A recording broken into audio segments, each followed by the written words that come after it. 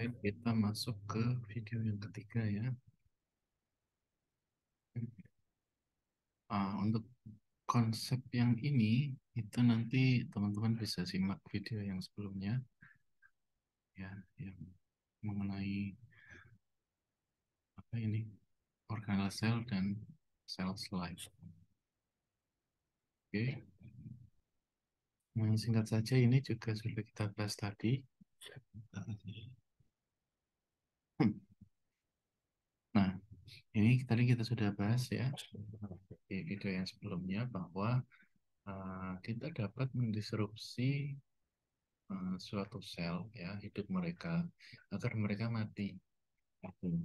Biasanya kita disrupsi di sintesis tadi ya RNA-nya kita agar tidak disintesis atau di DNA-nya langsung kita ganggu agar tidak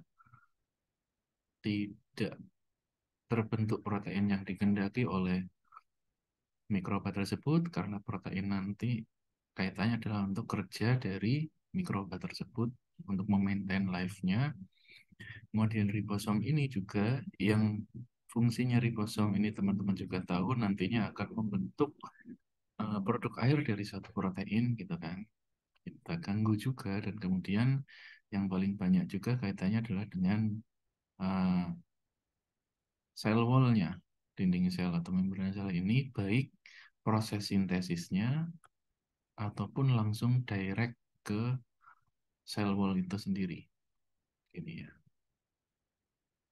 Nah, itu yang banyak kita uh, temukan dan kita bahas tadi. Nah, ini juga beberapa obat yang biasa digunakan oleh kita ya beserta mekanismenya, tapi nih teman-teman pelajari di farmakologi ya lebih rincinya mengenai anti mikroba. Ya, tapi pada intinya seperti ini ya teman-teman. Ada step-step yang kita ganggu dari proses alami mikroba untuk hidup. Oke. Lalu dengan cara kita mendisrupsi atau mengganggu proses mereka, kenapa sih kok mereka bisa tetap survive? Padahal kita sudah buat sedemikian rupa dan mereka bisa resisten dan mengalahkan senyawa-senyawa yang kita buat tadi. Antibiotik yang kita telah buat atau antimikroba lain ya. Alasannya apa? Karena mikroba itu beradaptasi terhadap senyawa-senyawa yang masuk ke dalam tubuhnya tadi. Kita sudah katakan bahwa eh, kita sudah bahas tadi ya bahwa yang namanya sel wall atau eh, dinding sel membran sel ini itu kan akan memisahkan antara dunia luar dan dunia dalam. Nah, dunia luar ini itu adalah apa namanya antibiotik atau antimikroba yang nantinya akan kita berikan kepada mikroorganisme. Nah, bagaimanakah mereka merespon? Itu kan ketika sel wall-nya atau dinding selnya masih utuh dan masih baik, sebagian mereka mati, sebagian mereka juga beradaptasi untuk menyerang atau menetralisir antibiotik yang mungkin bisa masuk dalam jumlah kecil atau terbatas, atau mereka juga bisa menghalangi masuknya eh, antibiotik atau antimikroba tadi ya, sehingga nggak ngaruh mental gitu. Nah, mekanisme-mekanisme yang ada itu ada beberapa yang akan kita bahas. Ini ya, mekanisme ada dua macam ya, lebih tepatnya internal yang satunya yaitu apa yang terjadi di dalam sel. Yang kedua adalah sebab lainnya yang mendukung terjadinya resistensi. Mendukung dalam kaitannya bukan faktor pendukung ya, tetapi yang kaitannya dengan di luar yang terjadi di dalam sel itu sendiri. Maka kita masuk ke yang pertama, yaitu mekanisme internal yang ada di dalam sel. Nah, mikroba itu dapat memproduksi enzim untuk merusak antibiotik, gitu ya. Ibaratkan mana ya analoginya? Gini aja, amoksisilin ya, suatu antibiotik yang dia nantinya masuk ke dalam fitoplasma suatu bakteri. Nah, bakteri ini sudah punya penawarnya, gitu ya, penawar dari si amoksisilin ini. Dan dia riset nih, bakteri itu kalau kita pelajari lebih dalam, mereka itu juga sangat luar biasa karena mereka diam-diam, mereka terpapar suatu senyawa, maka mereka juga mencari penawarnya, gitu. Yang itu nantinya adalah di ranah molekuler. Nah, sehingga mereka ketemu nih suatu penawar untuk menetralisir efek dari senyawa yang masuk tadi, antibiotik. Oleh karena itu, salah satunya mereka memproduksi enzim untuk merusak antibiotik. Baik ketika antibiotik itu sudah masuk ke dalam sel ataupun masih berada di sekitaran sel, seperti itu. Kemudian mikroba juga dapat merubah permeabilitas membran terhadap obat. Artinya kayak kita bahas tadi ya mengenai dinding sel tadi, atau membran sel yang mereka seperti portal, nggak semua boleh masuk. Nah, obat-obat ini mereka beradaptasi agar obat-obat tertentu itu, senyawa-senyawa tertentu yang itu adalah obat, mereka tidak bisa masuk. Kau nggak boleh masuk sana, di luar aja gitu. Dengan cara mereka merubah permeabilitas membrannya agar agar senyawa-senyawa tertentu tidak masuk.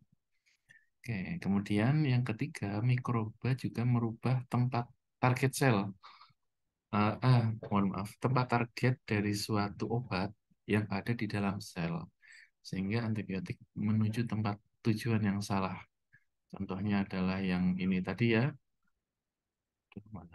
Nah, misalkan sel itu menarget di bagian kok sel apa antibiotik di bagian ribosomnya atau di bagian DNA-nya, maka entah bagaimana caranya sel itu bisa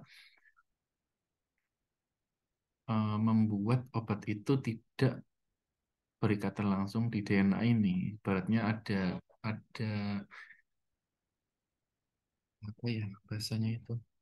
Ada yang dikorbankan kayak gitu sehingga dia tidak mengganggu proses normal.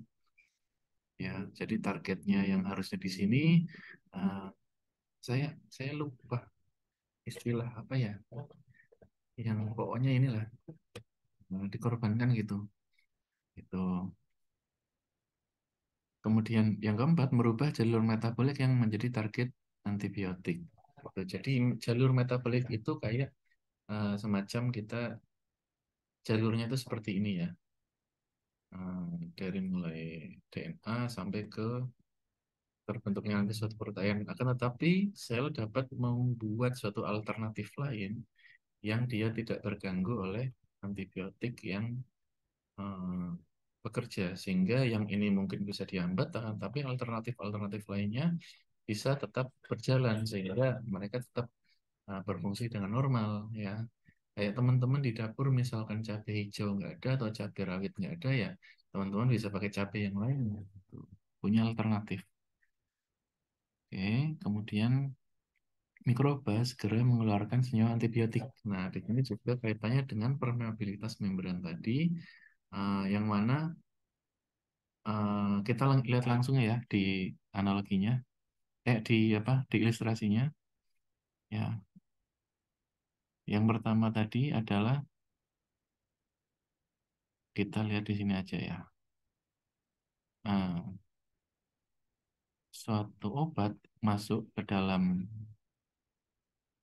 mikroorganisme, dia sudah dihadang oleh eh, enzim yang nantinya akan menetralisir obat ini, sehingga obat ini tidak akan bekerja dengan optimal. Ya, udah dinetralisir nih, sehingga dia nggak masalah. Kemudian yang kedua, em,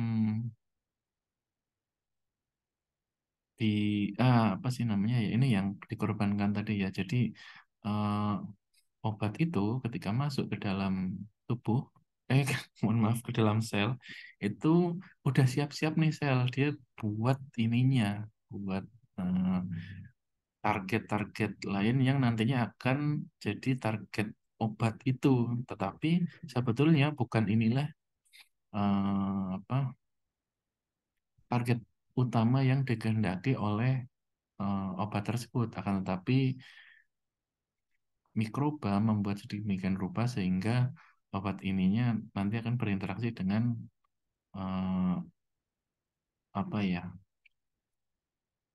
target yang telah dimodifikasi gitu, sehingga yang aslinya aman-aman aja gitu kan di sini. Nah kemudian eh, ini ya, eh, obat yang tadinya akan masuk ke dalam sel dihambat oleh permeabilitas membran sehingga dia tidak bisa masuk. Dan obat yang sudah masuk ya, ini obat sudah masuk dan sudah diketahui oleh sel, dia langsung segera mengeluarkannya sehingga nggak akan banyak mengganggu di dalam sel tersebut dengan cara efflux, meningkatkan effluxnya atau dikeluarkannya itu lebih cepat seperti itu ya. Ya, jadi itu ilustrasinya secara umum seperti itu ya. Ini juga mirip-mirip. Ini sudah antibiotik efflux sudah, nanti mendegradasi juga sudah ya.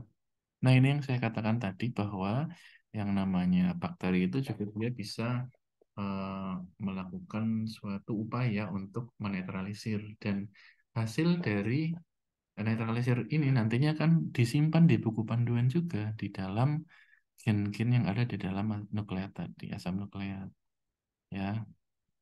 Nah, gen inilah yang nantinya akan menyebabkan dia resisten, karena kalau kita kasih antibiotik masuk, ya gen ini akan menyandi langsung protein yang dibutuhkan untuk menetralisir dari antibiotik sehingga dia eh, akan dihentikan. Ya, seperti itu. Gambarannya seperti itu. Kemudian kita tadi membahas mengenai mekanisme internal ya, kemudian mekanisme lain-lainnya, sebab lainnya organisme itu bisa resisten. Kalau kita bahas mengenai tadi kan itu hanya satu sel. Di dalam lab kita punya organisme, kita kasih obat dikit-dikit sehingga dia resisten. Tetapi di lingkungan itu seperti apa gitu ya, di luar sel itu yang mendukung mereka untuk apa mereka bisa resisten, bukan? Jadi ini saya pisah aja supaya nggak kepanjangan ya di video yang keempat.